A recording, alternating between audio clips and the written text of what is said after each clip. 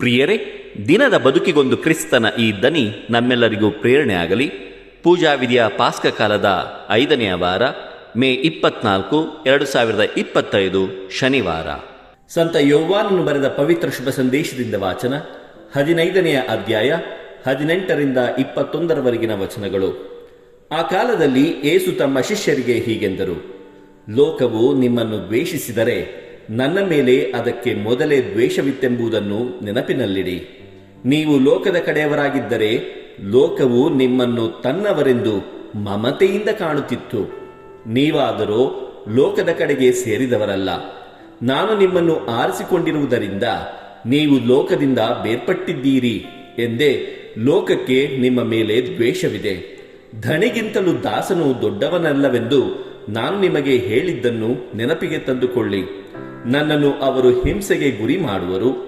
ನನ್ನ ಬೋಧನೆಯ ಮಾತನ್ನು ಅವರು ಅನುಸರಿಸಿ ನಡೆದರೆ ನಿಮ್ಮ ಬೋಧನೆಯ ಮಾತನ್ನು ಅನುಸರಿಸಿ ನಡೆಯುವರು. ನೀವು ನನ್ನವರಾದುದರಿಂದ ಅವರು ನಿಮ್ಮನ್ನು ಹೀಗೆ ಕಾಣುವರು, ಏಕೆಂದರೆ ನನ್ನನ್ನು ಕಳುಹಿಸಿದಾತನನ್ನು ಅವರು ಅರಿಯರು.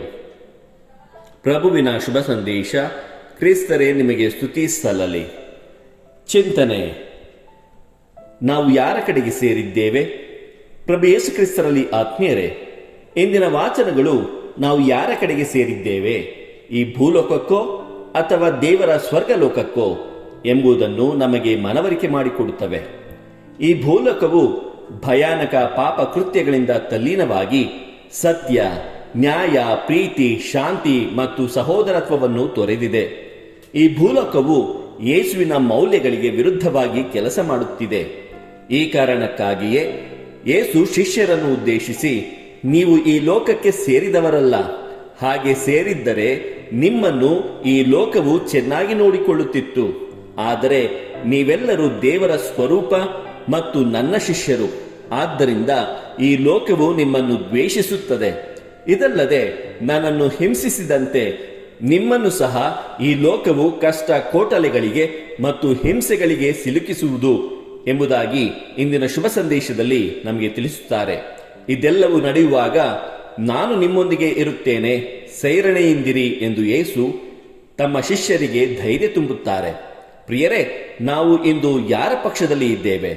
ಯಾರ ಮೌಲ್ಯಗಳನ್ನು ನಮ್ಮ ಜೀವನದಲ್ಲಿ ನಾವು ಎಷ್ಟು ಅಳವಡಿಸಿಕೊಂಡಿದ್ದೇವೆ ಎಂದು ನಮ್ಮ ಅಂತರಾಳವನ್ನು ದೃಷ್ಟಿಸಿ ನೋಡಬೇಕಾಗಿದೆ. ನಾವೇನಾದರೂ ಎಡವಿದ್ದಲ್ಲಿ ಕರುಣಾಭರಿತ ಯೇಸುವಿನ ಗುಣ ಮೌಲ್ಯಗಳು ನಮ್ಮದಾಗಿ ನಮ್ಮನ್ನು ದೇವರ ಮಕ್ಕಳಾಗಿಡಲೆಂದು ಇಂದು ನಾವು ವಿಶೇಷವಾಗಿ ಪ್ರಾರ್ಥಿಸೋಣ. ದೇವರು ನಮ್ಮೆಲ್ಲರನ್ನು ಆಶೀರ್ವದಿಸಲಿ. ಇದು ಧ್ವನಿ ಮಾಧ್ಯಮ ಮನೆಯ ಕೊಡುಗೆ. ಧ್ವನಿ ವಂದನೆಯ ಸ್ವಾಮಿ ಶಾಂತಕುಮಾರ್ ಜೆ, ಬೆಂಗಳೂರು ಮಹಾಧರ್ಮ ಕ್ಷೇತ್ರ. ಪ್ರಿಯರೇ, ಈ ಚಾನೆಲ್ ಅನ್ನು ಸಬ್ಸ್ಕ್ರೈಬ್ ಮಾಡಿ ಪ್ರತಿದಿನ ದೇವರ ವಾಕ್ಯವನ್ನು ಆಲಿಸುತ್ತಾ ಅದನ್ನು ಇತರರೊಂದಿಗೆ ಹಂಚಿಕೊಳ್ಳಲು ನಮಗೆ ನೆರವಾಗಿರಿ. ಧನ್ಯವಾದಗಳು.